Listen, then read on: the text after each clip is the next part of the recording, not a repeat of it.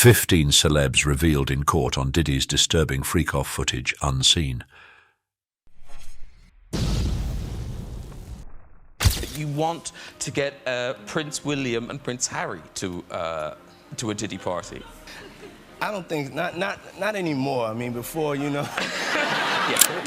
Diddy's personal life is in turmoil, and he's not the only one affected.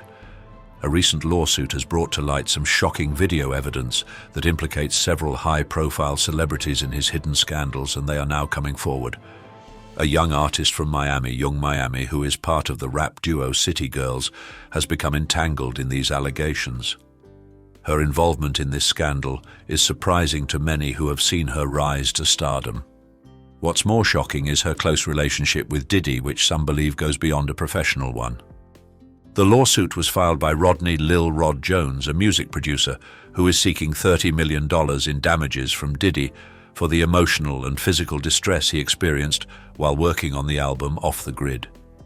A key part of his lawsuit involves an incident with Yung Miami's cousin. Jones claims that during Thanksgiving 2022, while spending time with Diddy and Yung Miami, along with her cousin, a very uncomfortable incident took place. He alleges that Yung Miami's cousin entered the bathroom where he was alone and tried to force herself on him against his will. Despite his resistance, she allegedly continued to touch him inappropriately. Jones describes this event as highly traumatic, leaving him feeling helpless and cornered in a situation controlled by influential individuals.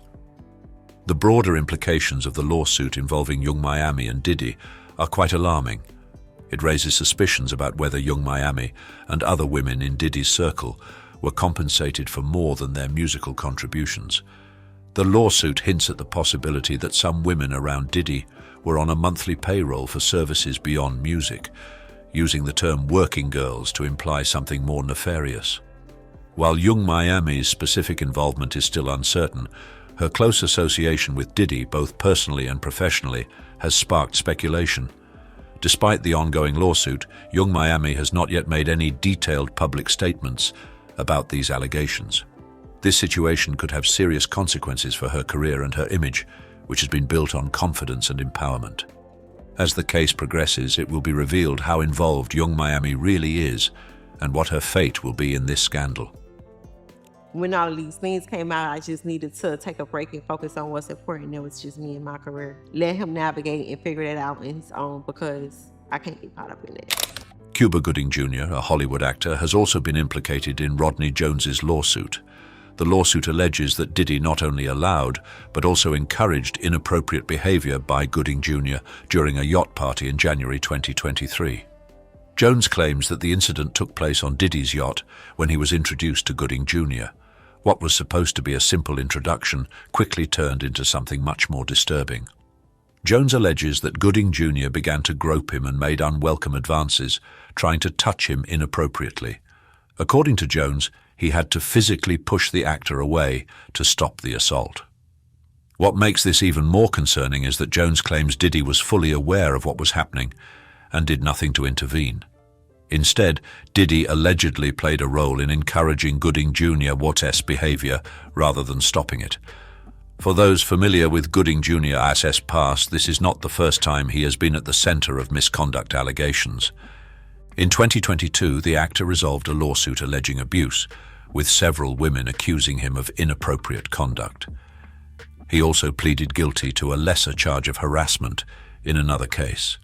The similarities between his past allegations and the current claims involving Diddy are striking. While these are still just allegations, Gooding Jr. Watt's history makes it challenging to dismiss them entirely. In the public eye, Cuba Gooding Jr. has gone from being a Hollywood icon to someone mired in controversy. His fall from grace has been difficult to witness, and his involvement in Diddy's legal issues could further harm his reputation. With no official response from Gooding Jr. about these latest allegations, it's unclear how this will affect his career in the future. However, one thing is certain: this is not the actor's first legal encounter, and it likely won't be his last. Diddy's eldest son, Justin Combs, has been caught up in the turmoil surrounding his father's legal issues, and it's becoming evident that the younger Combs is more than just an observer in this chaotic narrative. Known for his lavish lifestyle and social media presence, Justin now confronts serious allegations that could tarnish both his reputation and future prospects. While his father bears the brunt of the lawsuits, Justin is listed as a defendant, and the accusations against him depict a concerning scenario. A pivotal event involving Justin took place in September 2022 at the Chalice recording studio in Los Angeles. As per Jones's lawsuit, a violent incident occurred, resulting in the injury of an individual identified as G in the legal documents. Jones claims that after hearing loud noises from the restroom, he went to investigate and found Diddy and Justin leaving the bathroom while G was injured on the floor. The specifics of the injury and how it was caused are still unclear, but Jones alleges that Diddy coerced him into lying to law enforcement, concocting a story that it was a drive-by shooting. This alleged cover-up is just one aspect of the case. More alarming are the accusations that Justin may have been involved in recruiting women for his father's notorious parties.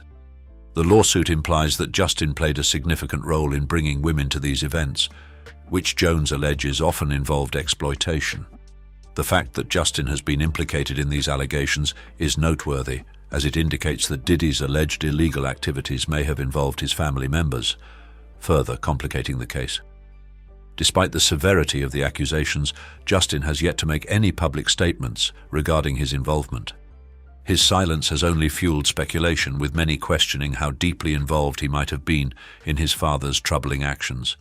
Being part of Diddy's inner circle has always granted Justin access to a world of fame and wealth, but now it appears that the same connections are drawing him into a legal quagmire.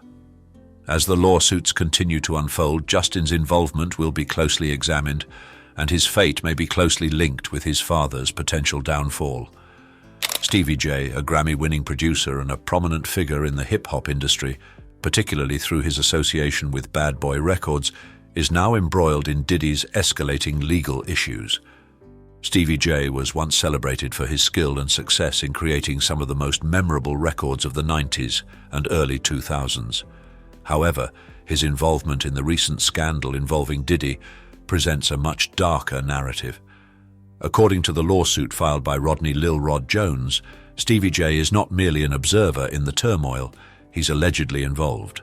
Jones claims that Diddy encouraged Stevie J to engage in dubious activities, especially concerning inappropriate conduct. One of the most startling allegations is that Diddy once presented Jones with footage of Stevie J participating in acts with another man, supposedly using the footage to manipulate and groom both Stevie J and Jones.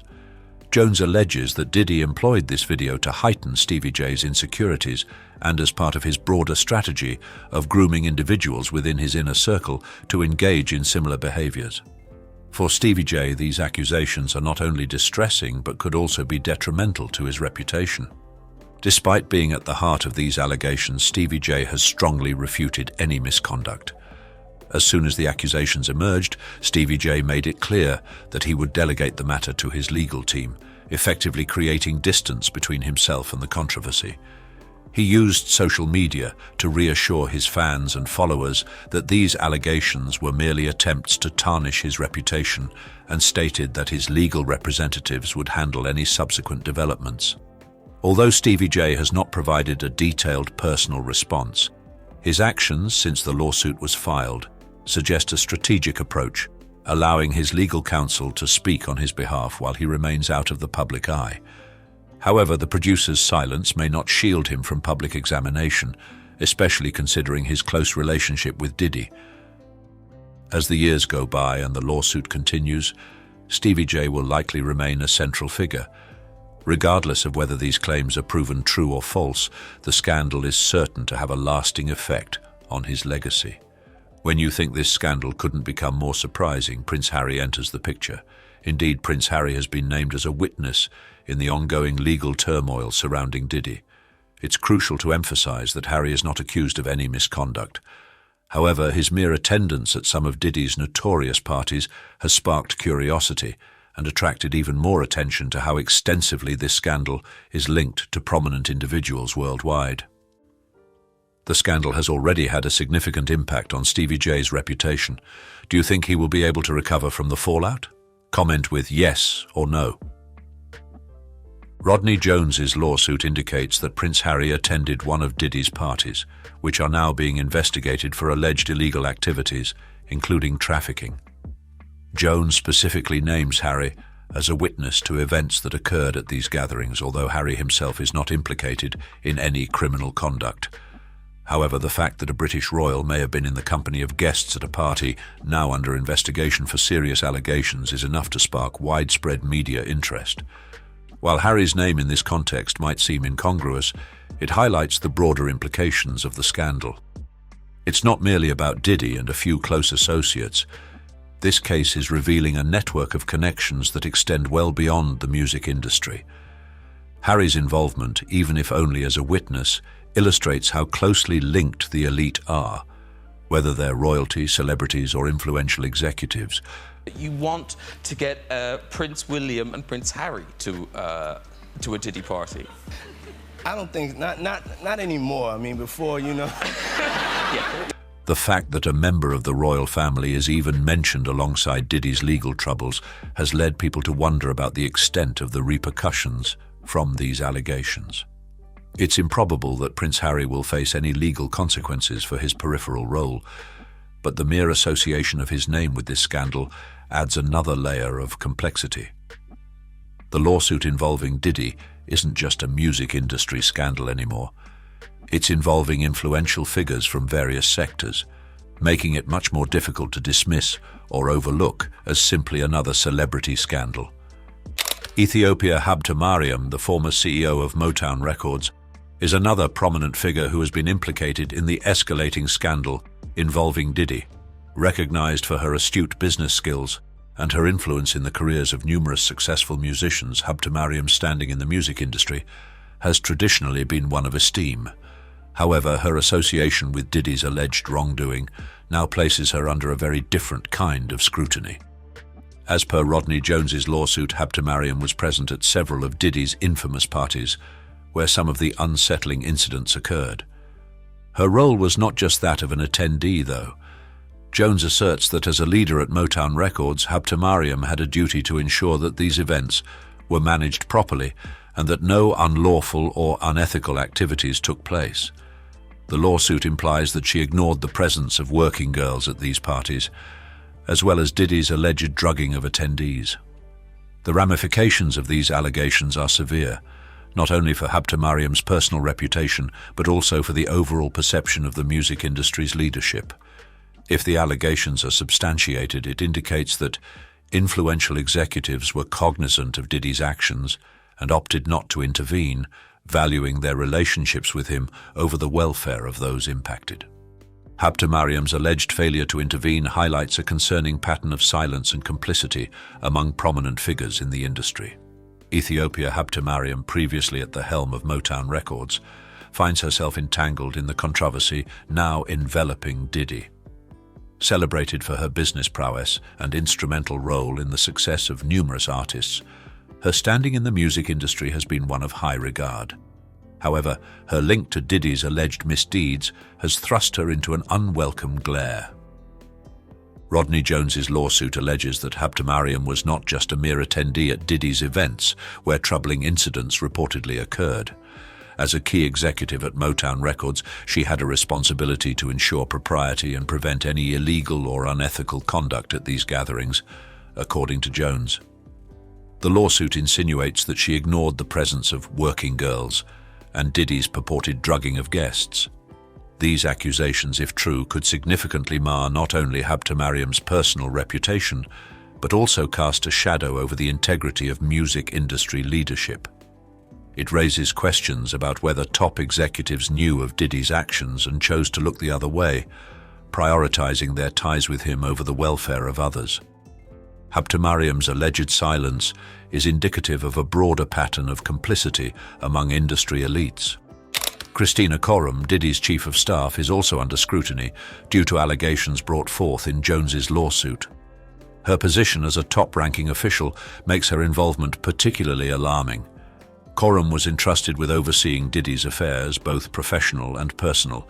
However, the lawsuit hints at a more nefarious role she allegedly played in this scandal, suggesting she was aware of and condoned some of the most egregious behavior within Diddy's circle. The lawsuit filed by Rodney Jones brings to light Christina Khorram's alleged role in fostering an environment that normalized Diddy's inappropriate behavior. Jones claims that when he expressed concerns about Diddy's conduct, Khorram casually brushed it off as friendly horseplay. This nonchalant response not only trivialized the gravity of the situation, but also seemingly gave Diddy the green light to persist in his actions without concern for consequences. According to Jones, Khorram's attitude solidified the toxic atmosphere that Diddy was accused of fostering, indicating that such behavior was not just tolerated, but also condoned. Adding to the severity of the allegations is the suggestion that Khorram may have actively encouraged a male-on-male relationship between Jones and Diddy.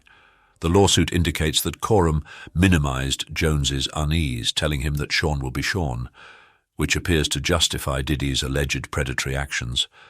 This implies that Khorram's involvement may have extended well beyond managing Diddy's routine matters. She might have been an accomplice in cultivating a culture of abuse and exploitation. As the legal proceedings unfold, Khorram's conduct will be under close examination. Her role as Diddy's chief of staff places her at the epicenter of many incidents described in the lawsuit, and her purported failure to take action raises critical questions about her level of involvement. Although she has not yet made a public statement regarding these allegations, her reputation is undoubtedly at stake. The accusations paint a picture of Khorram not as a mere onlooker, but potentially as someone who was instrumental in facilitating and concealing Diddy's misconduct, positioning her as a central figure in this unfolding scandal. Lucien Grainge, the CEO of Universal Music Group, UMG, has been implicated in the legal actions surrounding Diddy's alleged misconduct. As one of the most influential individuals in the music industry with a long history of shaping the careers of numerous artists, Grainge's association with Diddy's events has drawn him into the limelight for all the wrong reasons, potentially impacting both his personal standing and UMG's overall reputation. Rodney Jones's lawsuit states that Grainge was present at several of Diddy's notorious parties where illicit activities reportedly occurred.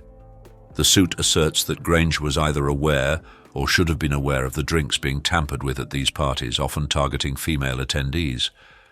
Jones claims that Diddy maintained specific bottles of alcohol for different groups, one for his staff and male guests, and another spiked with substances for the women present. Grainge's presence at these events as a prominent figure in music raises questions about his knowledge of and response to these activities. While the lawsuit does not directly accuse Grainge of engaging in illegal conduct, it implies that his attendance at these gatherings associates him with a broader pattern of improper behavior. If evidence emerges that Grainge was cognizant of the tampered drinks and chose not to take action, it could have profound repercussions not only for him, but also for UMG. The music industry has already been under close observation for issues related to exploitation and abuse, and having the CEO of one of its largest labels embroiled in such a scandal could further damage its image.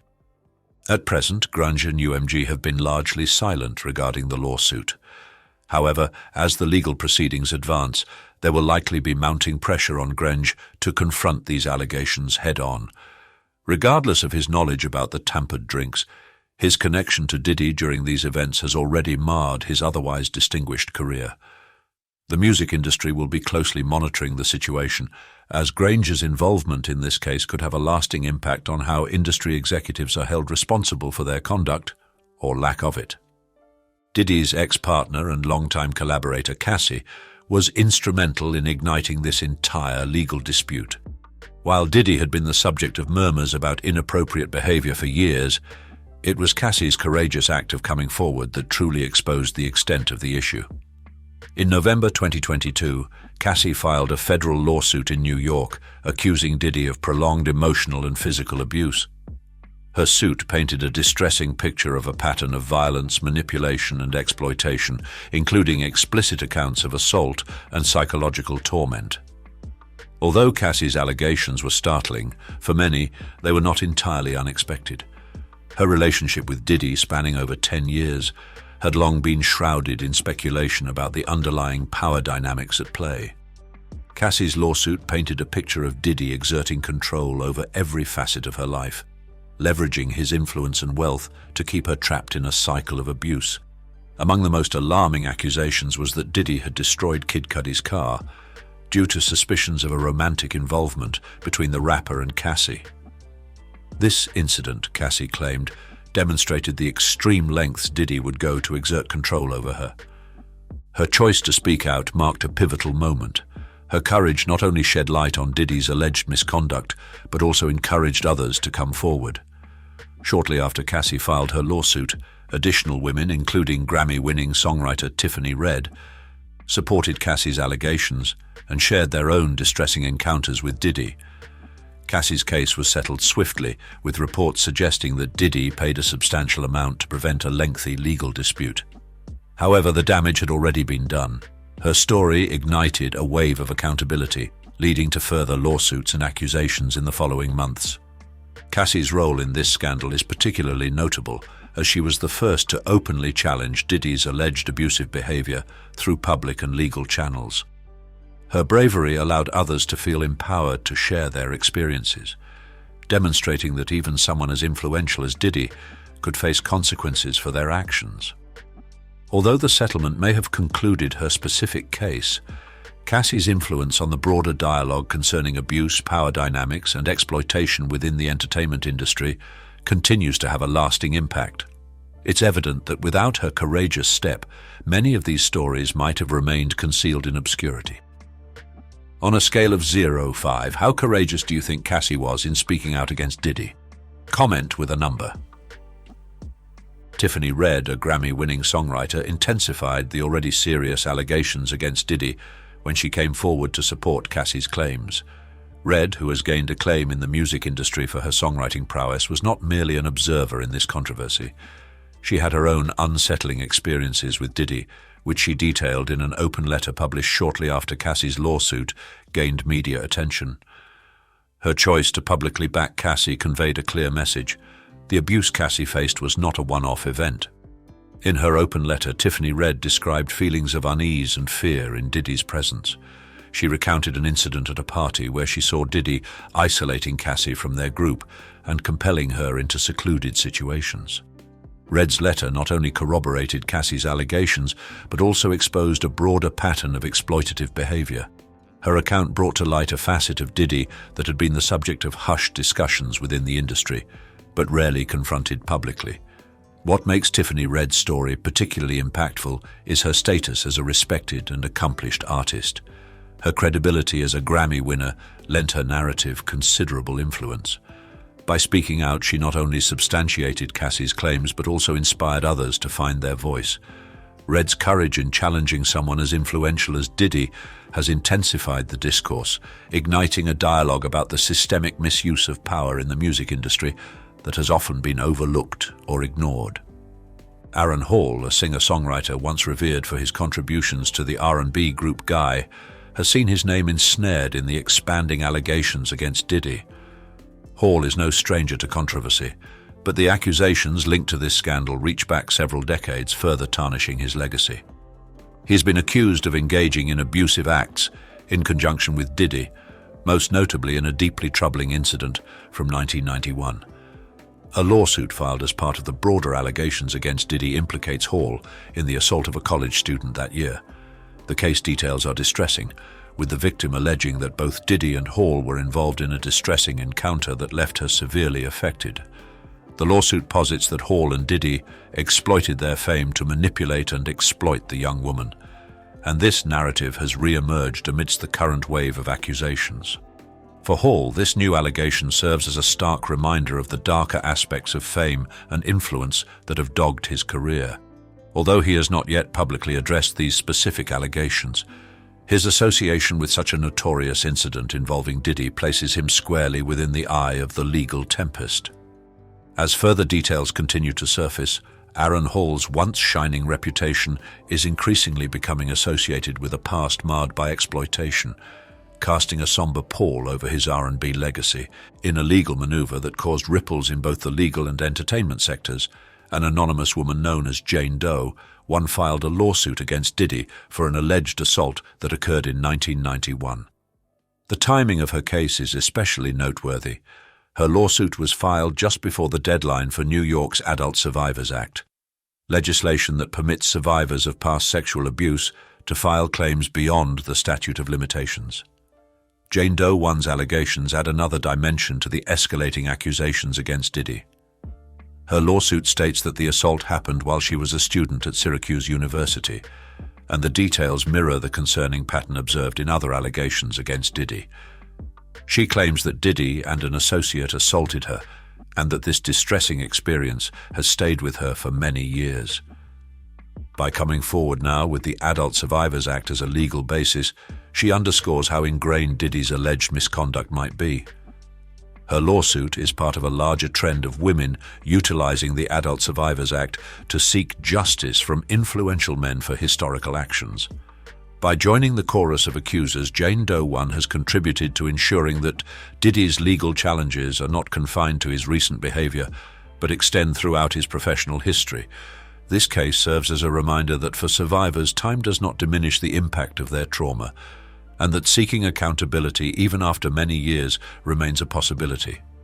The fourth individual to join Diddy's expanding legal conflict, identified as Jane Doe 2, has filed a lawsuit concentrating on an incident in 2003 involving Harve Pierre, the former president of Bad Boy Records. This lawsuit not only broadens the range of accusations, but also probes deeper into the atmosphere cultivated by Diddy and his affiliates during the peak of Bad Boy Records' dominance. The lawsuit alleges that Jane Doe 2 was physically assaulted by Pierre and another unknown individual at Diddy's recording studio in New York City. This case is especially detrimental as it highlights the culture within Bad Boy Records, implying that Diddy's alleged abusive conduct was not confined to himself but permeated his entire organization. The lawsuit depicts an environment rife with exploitation and abuse, where even top executives at Diddy's label were allegedly complicit in such behavior. Jane Doe 2's allegations further damage the legacy of a record label that is iconic in hip-hop history. For Diddy, this lawsuit represents another hit to his deteriorating empire. Bad Boy Records was once a testament to his rapid ascent to power and influence. However, as these lawsuits accumulate, it becomes evident that the label's triumph came with a sinister underbelly. Jane Doe 2's lawsuit serves as a stark reminder that Diddy's legal issues are far from resolved and that his once seemingly impenetrable empire is now being scrutinized incrementally in courts nationwide. Justin Dior Combs, one of Diddy's sons, has become entangled in the controversy that has come to surround his father. Known for his opulent lifestyle and regular social media presence, Justin Dior is now confronted with grave allegations that could mar his reputation significantly. Cited in Rodney Lil Rod Jones's lawsuit, Justin Dior is charged with inappropriate conduct at one of his father's notorious parties, adding to a series of disconcerting allegations that appear to plague the Combs family. The lawsuit claims that Justin Dior was part of a 2022 yacht gathering where attendees were on the receiving end of unwelcome propositions and unsuitable conduct. Enjoying this video? Like and subscribe for more. Not feeling it?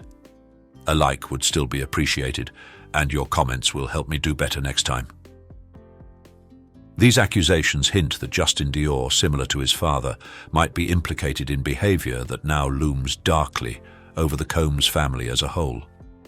While further specifics are yet to be disclosed, the association of Justin Dior's name with this scandal muddles his future prospects, particularly given his status as the offspring of a highly influential figure in the music business. The current challenge for Justin Dior is whether he will continue to dwell in his father's shadow or make strides to exonerate himself. His connection to this lawsuit underscores the allegedly noxious culture perpetuated by Diddy and exemplifies how the repercussions of these allegations are spreading to those in Diddy's inner circle. Although Justin Dior has not yet addressed these allegations publicly, his reticence raises questions about the extent of his involvement in this ongoing debacle. At the heart of this controversy is Sean Diddy Combs, the mogul who was once considered unassailable, with his sway extending across music, fashion, and other domains. For years, Diddy represented the pinnacle of success, constructing an empire that appeared invincible.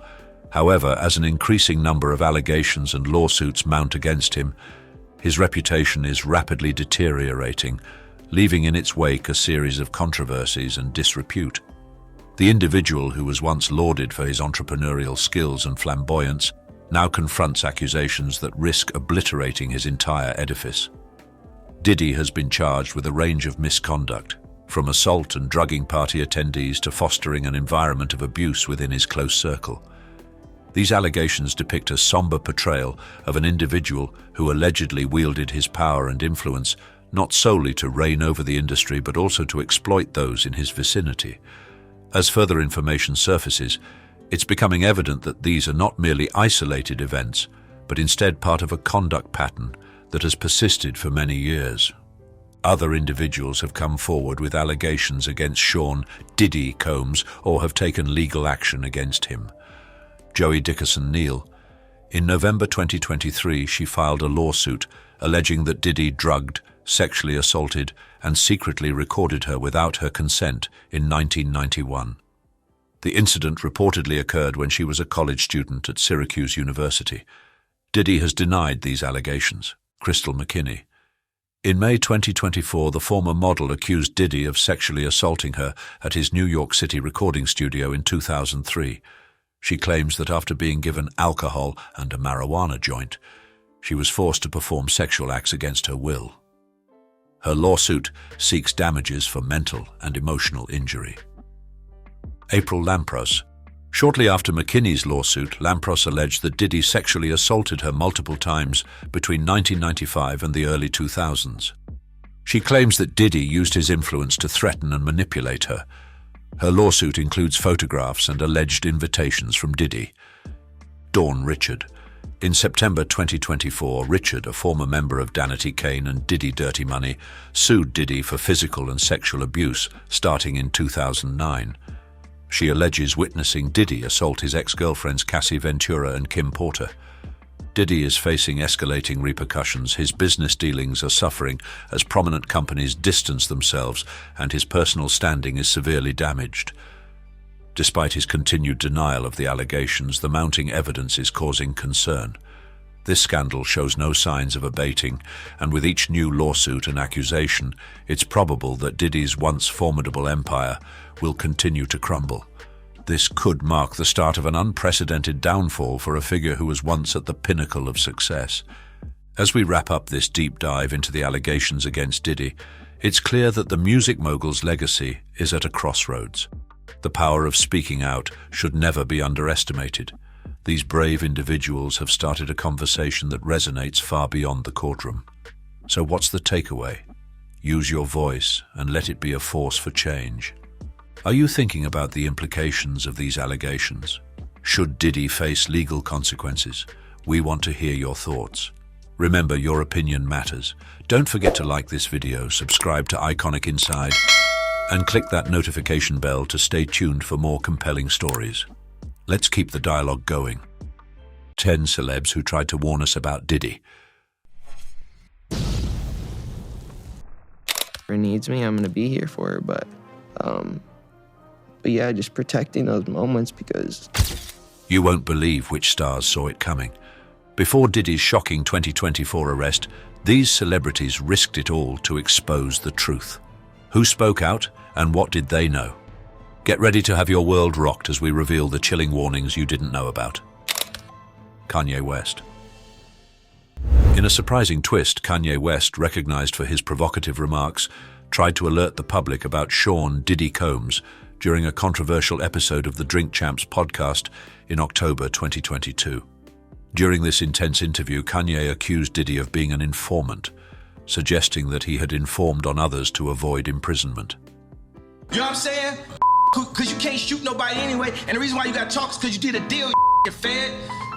Implying that Diddy had made underhanded agreements with authorities to safeguard himself while coercing others in the entertainment industry. Initially seen as another one of Kanye's unpredictable outbursts, his allegations gained more attention after Diddy's recent arrest on severe charges, including sex trafficking and racketeering. This arrest has prompted many to re-evaluate Kanye's accusations, which now appear disturbingly accurate. Despite the absence of solid evidence, Kanye depicted Diddy as hosting private parties where illegal activities took place, further damaging Diddy's image.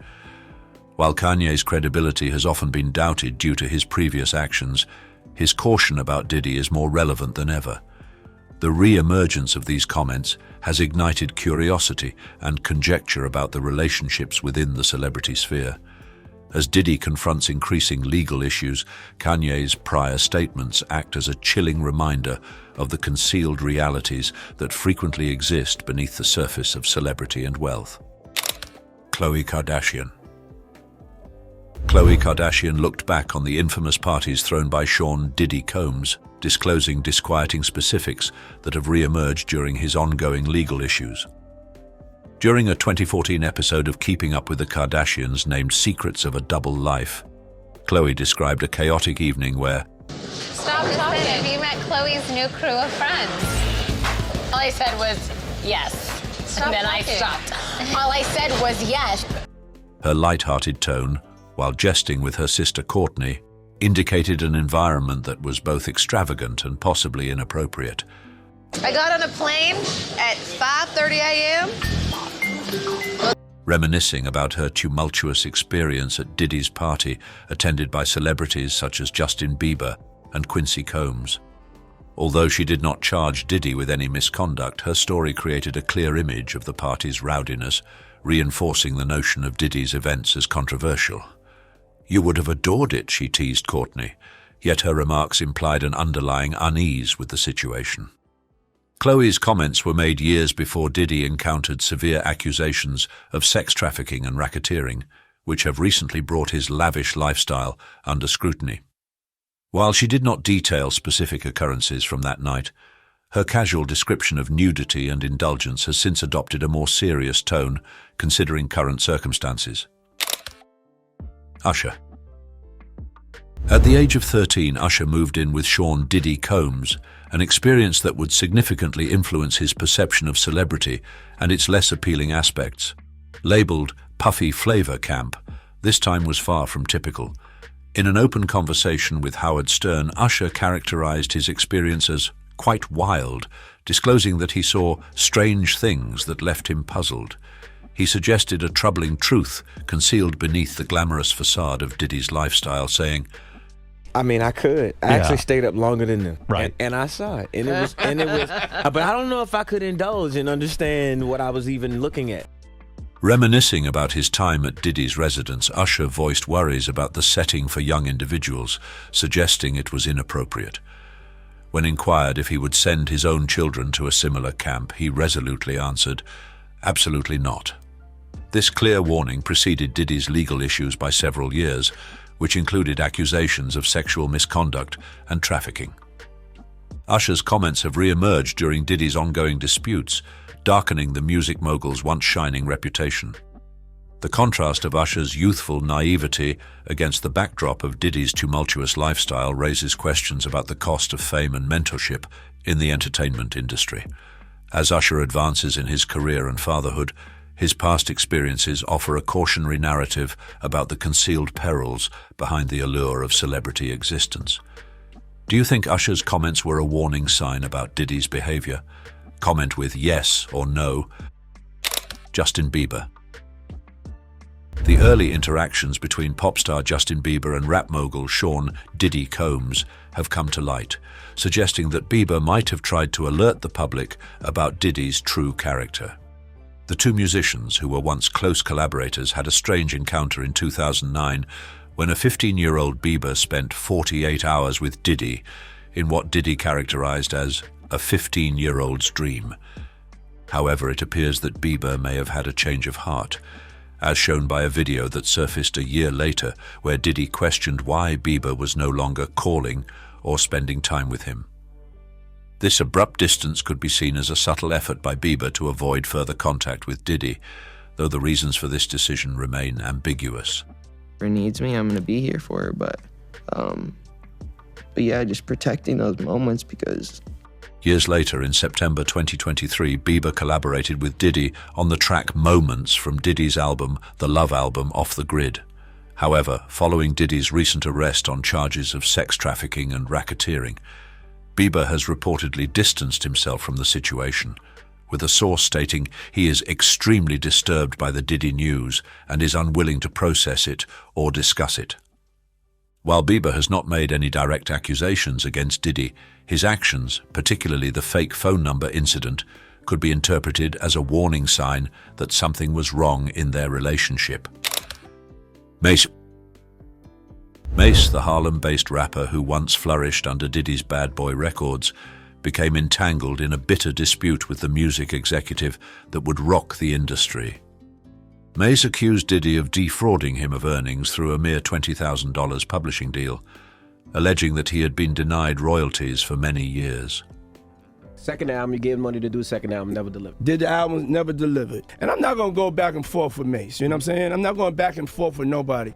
Your past business practices knowingly have continued purposely starved your artist and been extremely unfair to the very same artist that helped you obtain that Icon Award, he stated in a harsh Instagram post following Diddy's speech at the 2020 pre-Grammy Gala. The conflict intensified as Mase publicly denounced Diddy's business ethics, claiming that the mogul's methods were similar to enslaving artists. Their relationship severely deteriorated, culminating in Mase's departure from Bad Boy Records. Diddy responded to Mase's allegations by asserting that the rapper owed him $3 million, a declaration that only exacerbated the rift. In August 2023, Diddy eventually returned Mase's publishing rights, an action perceived as an effort to resolve the ongoing dispute that had shed light on financial disagreements within Bad Boy Records. Mase's revelations about Diddy's practices not only damaged Diddy's reputation, but also transformed Mase's public image from a devoted artist to an advocate against exploitation. As their feud progressed, it became increasingly evident that Mase's warnings were prescient. They preceded Diddy's 2024 arrest, further solidifying the narrative of betrayal and financial mismanagement within the music industry.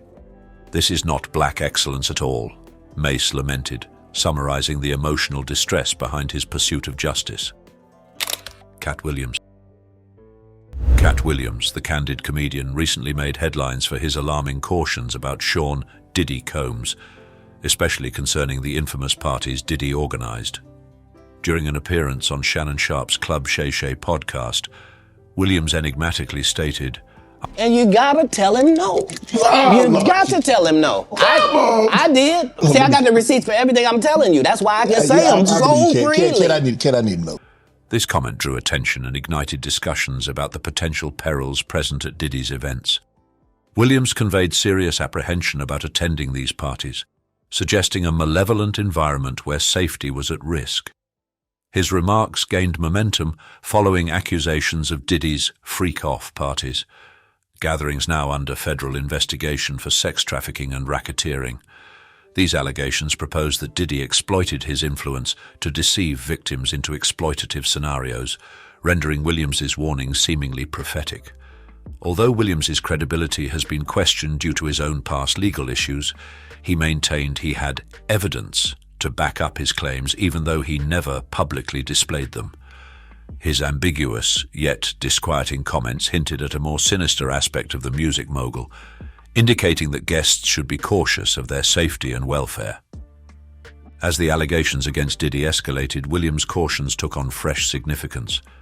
Social media exploded with users claiming he had anticipated these events, labeling him a sort of oracle. The tension between Williams' past controversies and his current revelations has only increased the curiosity surrounding both his persona and Diddy's tarnishing reputation in light of these grave accusations. Aubrey O'Day. For years, Aubrey O'Day courageously attempted to reveal Sean Diddy Combs' darker side, despite the significant personal risk. As a member of Diddy's girl group Danity Kane, O'Day experienced a toxic environment filled with racism and sexism during her 6-year term. I am a very strict and focused businesswoman because working for Diddy for 6 years trained me to have to be perfect. O'Day recalled, describing feeling groomed and terrified of Diddy. She was even terminated on national television for being excessively provocative and promiscuous, a clear case of wrongful termination. Initially reluctant to criticize Diddy publicly, O'Day eventually shared more distressing details. In 2022, she claimed Diddy tried to buy her silence with a publishing deal to prevent her from speaking out. "I think you would probably be making moves to keep as many people quiet as possible," she said. O'Day's warnings, made years before Diddy's legal troubles, added to a growing image of his alleged abusive behavior. When Diddy's ex-girlfriend Cassie filed a lawsuit in 2023, accusing him of rape and physical abuse, O'Day was one of the first to speak out in support. "Been trying to tell y'all for years," she wrote on Instagram. "Only day y'all are going to put some respect on my name when I tell you things." Now, as Diddy faces a federal indictment, O'Day feels validated and vindicated. "The purpose of justice is to provide an ending and allow us the space to create a new chapter. Women never get this. I feel validated. Today is a win for women all over the world, not just for me," she tweeted. Despite the personal and professional risks, O'Day bravely shared her story, helping to expose Diddy's alleged abusive pattern. Her harrowing warnings, made years before his legal troubles, demonstrate the immense courage it takes for victims to speak out against influential men. On a scale of 0-5, how courageous do you think Aubrey O'Day was in speaking out against Diddy? Comment with a number. Wendy Williams. Wendy Williams has been a prominent detractor of Sean Diddy Combs, cautioning the public about the mogul's sway and authority over those in his circle. Her contentious relationship with Diddy started in the late 1990s when she claimed he was behind her dismissal from Hot 97. This is a beautiful dress, by the way, that she has on. And Puffy, you look great for all the hard partying. Insinuating that he coerced the station with a music boycott if they didn't fire her. In her 2004 memoir, Williams recounted the torment Diddy subjected her to, stating, "The torment he put me through, I will never forget, but I don't despise him." This multifaceted sentiment underscores her awareness of his formidable influence in the industry, referring to him as an inescapable mogul. She conveyed that being involved with someone like Diddy presents difficulties, noting, "If you use your head, you never know when they'll make an appearance." Williams also pondered Diddy's domineering nature in his relationship with Cassie Ventura. She commented on her show that it was challenging for Cassie to create distance from him, saying, "He could hire a plane right now, land on the roof of the hotel she's staying at." These cautions became increasingly pertinent as Diddy's recent legal issues emerged, including accusations of mistreatment from Cassie that mirrored Wendy's earlier apprehensions. 50 Cent. 50 Cent has become one of the most outspoken critics of Sean Diddy Combs, particularly in the wake of a series of concerning allegations against the music executive. At a concert, 50 Cent characterized Diddy's parties as uncomfortable, saying, "I hug you from the front and the back at the same time. What are you talking about?" His remarks not only convey his personal unease, but also contribute to a narrative that portrays Diddy's events as odd and potentially inappropriate. The discord between the two rappers is based on a long-standing feud, intensified by Diddy's recent legal issues, including accusations of sexual abuse and sex trafficking.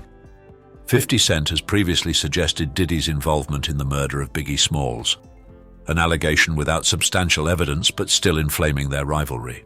As he prepares to release a docu-series named Diddy Do It, 50 Cent's comments have become more pointed.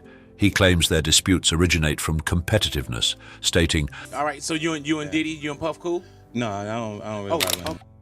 Tupac Shakur. In a chilling 1995 Vibe interview, iconic rapper Tupac Shakur made a startling allegation. He thought Sean Diddy Combs was linked to the 1994 shooting that left him critically injured.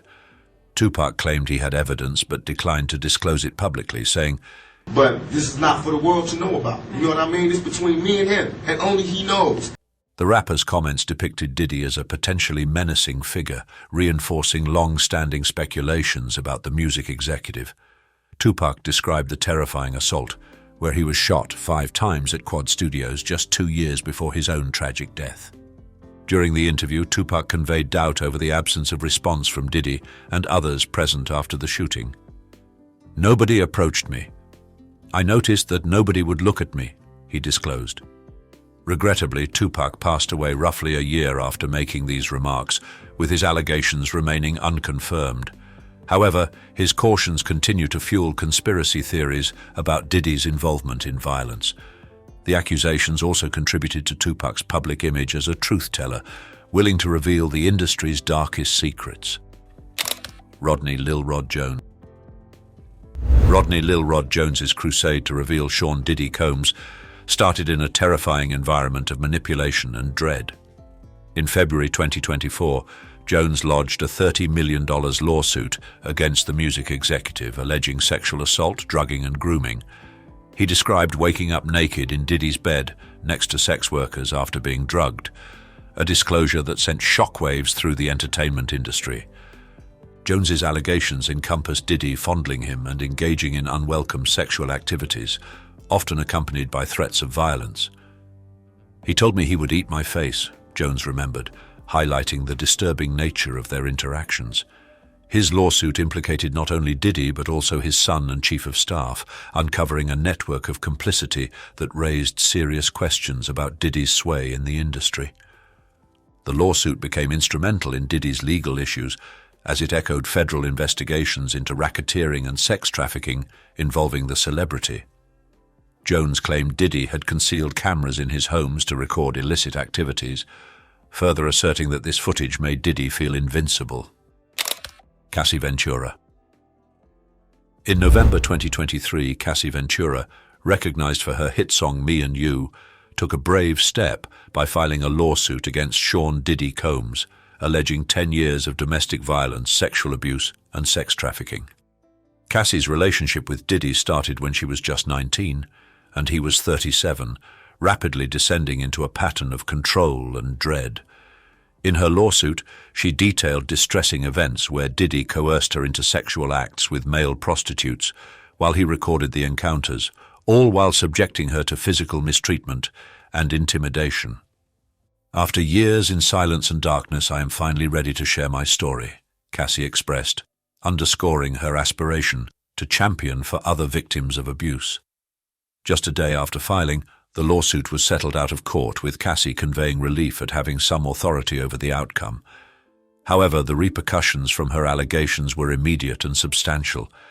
Video footage later emerged that seemed to substantiate her claims, showing a dispute between the couple that mirrored her accusations of violence. In light of these shocking revelations, it's crucial to stand against abuse and support those brave enough to speak out. Let's foster a culture that empowers victims and holds the powerful accountable. Do you think Diddy's actions reflect a larger issue in the entertainment industry? Share your thoughts and don't forget to like, subscribe, and turn on notifications for more iconic inside stories. 5 most disturbing deaths of performers who died on stage. Ever imagined a show ending in death? In this gripping video, we recount 5 performers who tragically met their end on stage, right before the eyes of shocked audiences. Unravel the shocking tales of mishaps that turn performances into haunting memories. Don't miss this chilling exploration of life's unpredictability caught live. Irma Boulay. In April 2016, a pop singer named Irma Boulay, aged 29 and a mother of 3, performed her last show in a small West Java village in Indonesia. She was famous for her daring snake dance moves and was known as Enang to her friends and family. Despite her humble beginnings, Irma had gained local recognition by performing with live snakes in the competitive dangdut music scene. During this particular performance, she brought out a king cobra named Rianti, which was not defanged and had its venom fully active.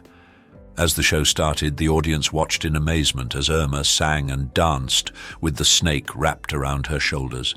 She usually performed with non-venomous pythons whose mouths were taped shut.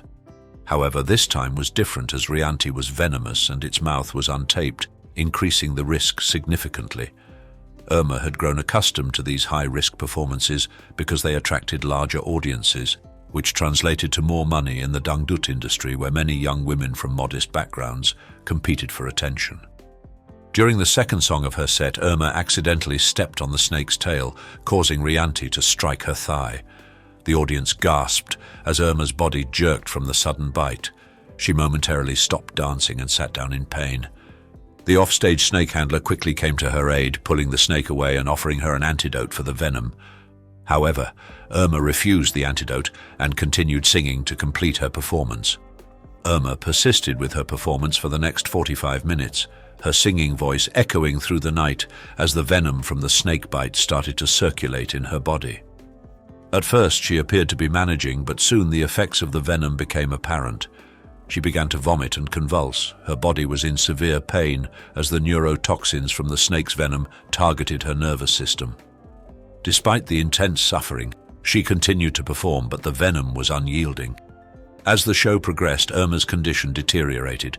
She started losing control over her movements, her body convulsing as the toxins began to incapacitate her nervous system. Eventually, after almost an hour, she fell onto the stage. The music ceased and the audience watched in shocked silence as Irma lay motionless on the ground. The snake handler and other crew members hurried to her side, trying their best to save her. They provided first aid and quickly took her to the nearest hospital, but it was too late.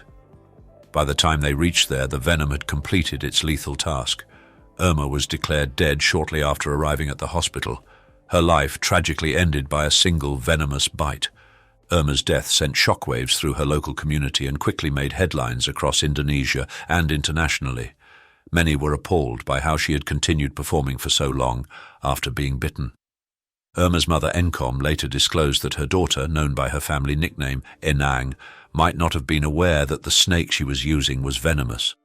Encom explained that Irma had been instructed to perform with this snake without taping its mouth shut. This revelation added another layer of tragedy to an already heart-wrenching story. Tiago Klimkiewicz. On Good Friday, April 6, 2012, in Itapecerica da Serra, a small town in São Paulo, Brazil, the community came together for the annual Easter play, The Passion of the Christ. This play portrayed the final days of Jesus Christ. One of the actors was Tiago Klimkiewicz, a 27-year-old man who played Judas Iscariot, the disciple who betrayed Jesus, and his betrayal led to his demise. Tiago had been part of the play for 3 years and was well versed in the safety equipment provided by the local fire department. This equipment included a harness that was meant to keep him safe during the fateful scene that he had practiced multiple times. As the play unfolded, it was time for Tiago to perform Judas's scene where his fate was sealed.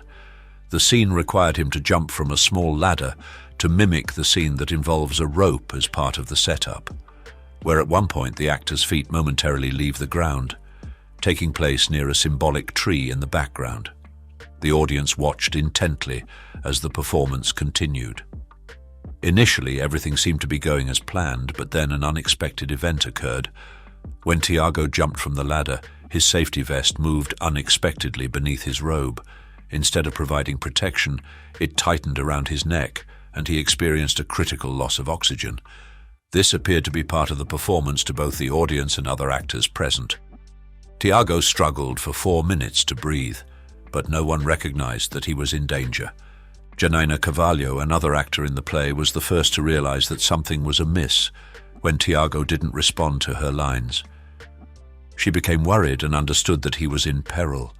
Janaina and the other actors quickly moved to assist Tiago. A sandwich vendor named Luis Carlos Rosner was approached by one of the actors who urgently requested a knife to cut Tiago down. Although hesitant at first, Luis provided the knife and Tiago was cut down and taken to Santa Casa de Itapecerica da Serra Hospital. Unfortunately, the situation was critical. Tiago had been without oxygen for an extended period, resulting in cerebral anoxia, a severe brain injury due to oxygen deprivation. He was placed in a medically induced coma, but his chances of recovery were slim. Tiago remained in the hospital for 17 days with a critical condition. Despite hoping for a miracle, on April 22, 2012, doctors made the heartbreaking decision to turn off his life support. Tiago Klimkiewicz was declared dead that day. His death shocked everyone involved.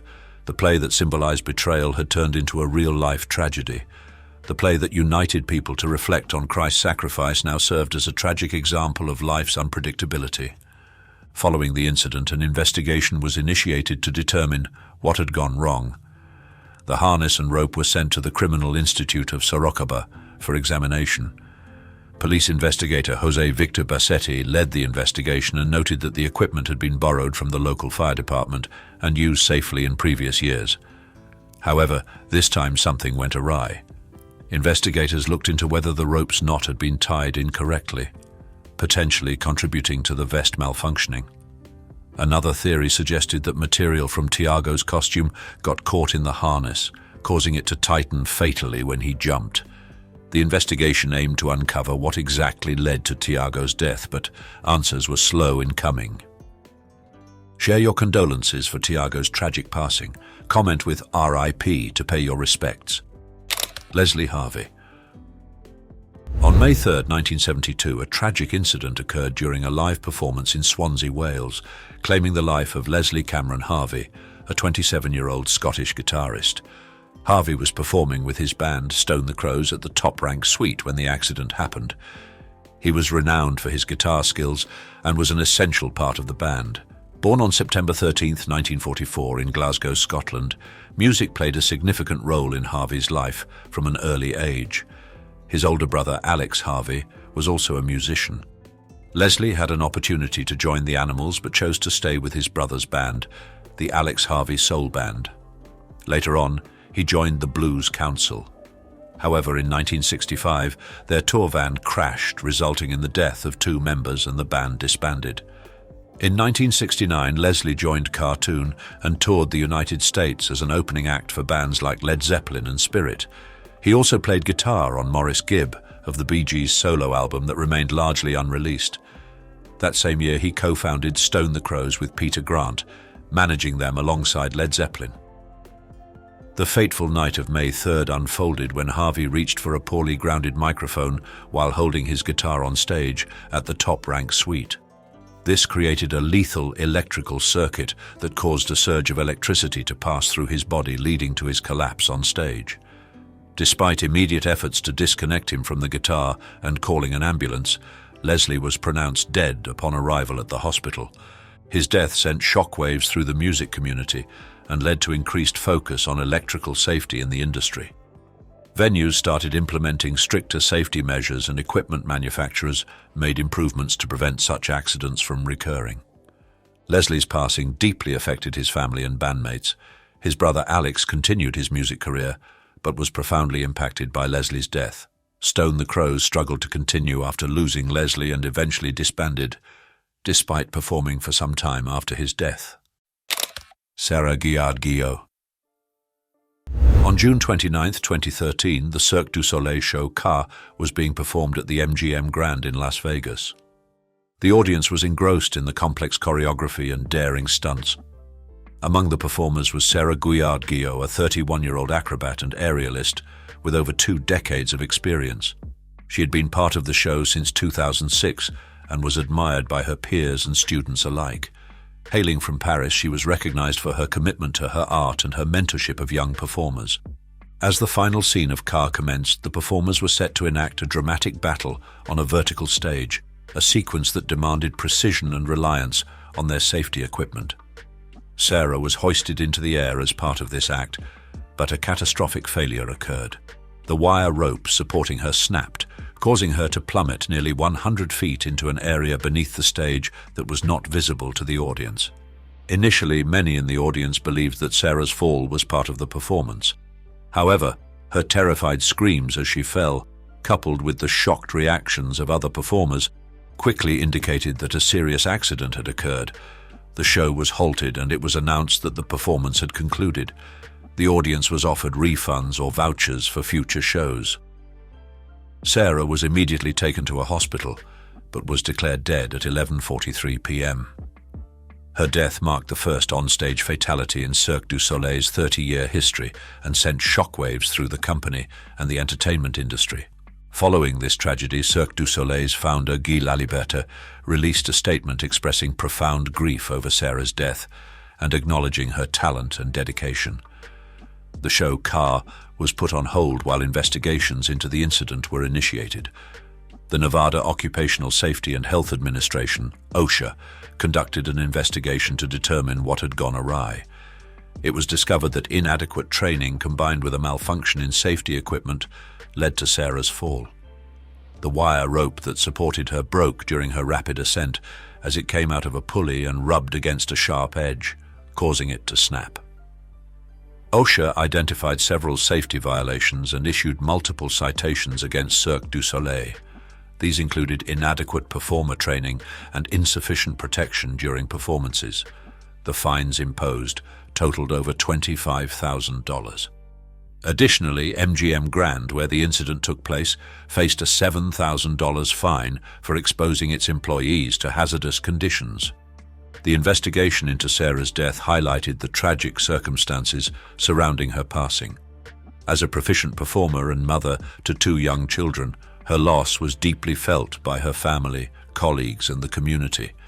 In response to the incident, Cirque du Soleil conducted a comprehensive review of its safety policies and procedures, pledging to enhance safety measures to prevent such a tragedy from recurring.